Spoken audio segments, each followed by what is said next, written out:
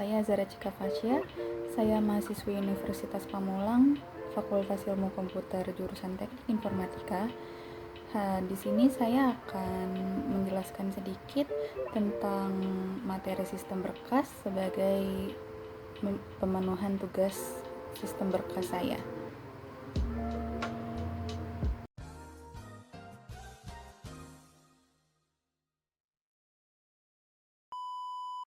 Dalam sistem komputer, sistem berkas adalah cara komputer menyimpan, mengatur, dan mengelola data agar mudah diakses kembali. Di dalam sistem berkas, ada beberapa istilah penting yang harus kita ketahui, seperti entitas, atribut, item data, record, dan berkas itu sendiri.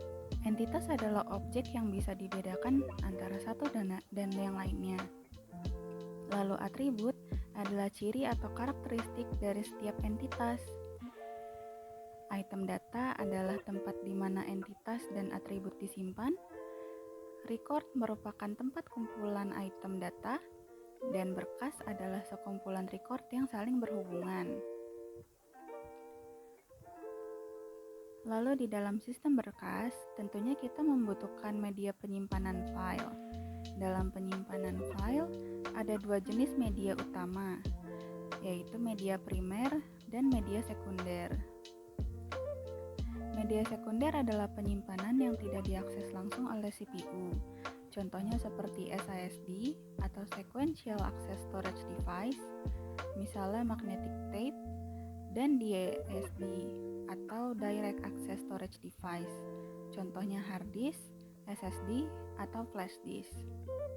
Media sekunder ini digunakan karena lebih efisien dalam penyimpanan data yang lebih besar ukurannya. Dalam sistem berkas, tentunya kita butuh yang namanya organisasi berkas. Di sini kita punya organisasi berkas primer, yaitu cara menyimpan atau mengakses data agar lebih terstruktur dan efisien. Tujuannya supaya data bisa lebih cepat dicari dan mudah diolah. Ada 3 jenis utama dalam organisasi berkas primer, yaitu sekuensial, langsung, dan indeks sekuensial.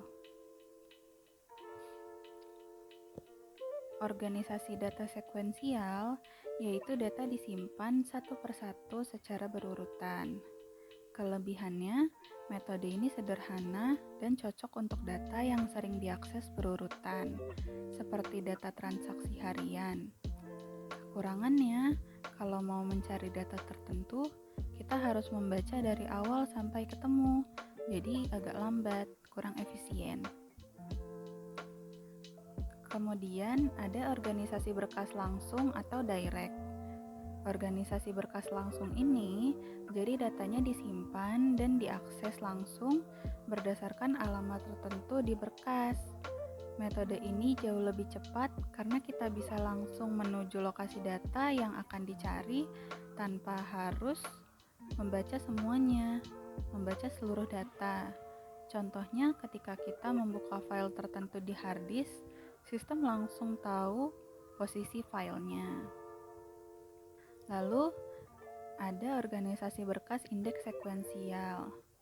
Indeks sekuensial ini adalah kombinasi antara sekuensial dan penggunaan indeks. Indeks digunakan untuk mempercepat pencarian data tanpa harus menelusuri semuanya satu persatu. Jadi, indeks sekuensial ini bisa dibilang metode paling efisien di antara ketiganya. Kalau kita mau bahas lebih dalam tentang organisasi berkas sekuensial itu adalah data file yang direkam secara berurutan. Metode ini banyak digunakan karena lebih sederhana dan datanya sudah tersusun. Ada 3 hal penting dalam berkas sekuensial. Ada header record, itu berisi informasi pembuka atau identitas file. Ada detail record, dia berisi data utama atau rincian catatan. Kemudian ada footer record, berisi penutup atau ringkasan file. Untuk melakukan pencarian pada sistem ini, ada 2 cara utama. Yang pertama ada pencarian sekuensial, yaitu pencarian data satu persatu secara berurutan. Lalu ada pencarian biner, yaitu pencarian dengan membagi data menjadi 2 bagian untuk mempercepat proses. Biasanya, sistem ini juga menggunakan sorting key atau kata kunci pengurutan agar data tetap tersusun rapi.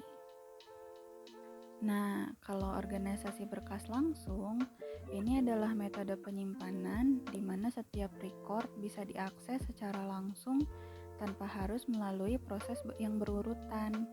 Metode ini sangat efisien untuk sistem yang membutuhkan akses cepat, seperti sistem database atau penyimpanan data yang besar.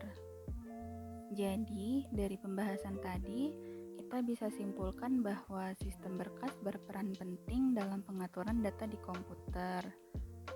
Terus juga terdapat beberapa jenis organisasi berkas, yaitu sekuensial, langsung, dan indeks sekuensial. Setiap metode pengorganisasian berkas itu memiliki kelebihan dan kekurangannya masing-masing, tergantung pada kebutuhan penggunanya. Dengan memahami konsep ini, kita bisa mengatur data secara lebih efisien dan memudahkan proses pencarian maupun pengolahan informasi. A few moments later. Sekian penjelasan dari saya tentang materi sistem berkas di video kali ini. Sampai jumpa di video tugas berikutnya.